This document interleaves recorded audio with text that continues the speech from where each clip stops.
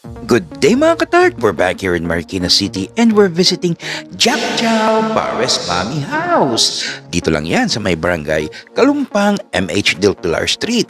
Bagong bukas to mga katart at pwedeng parisan para sa mga masiselan dyan.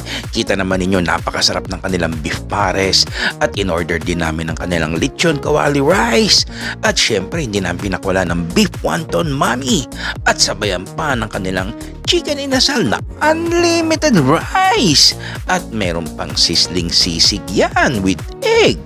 At eto nga ang kilalang pares ng mga tito, tita, nanay, tatay dyan. Syempre, tinry din natin ang kanilang crispy yet juicy inside na lechon kawali.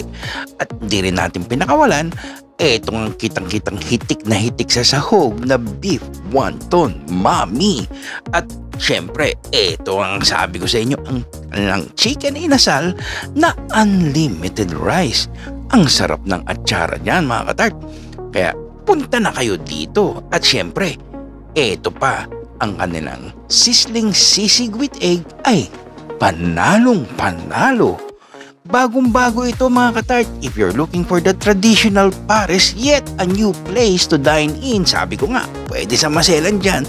Sugod na dito sa Barangay Kalumpang, dito sa Jack Chow Pares dahil dito, yummy!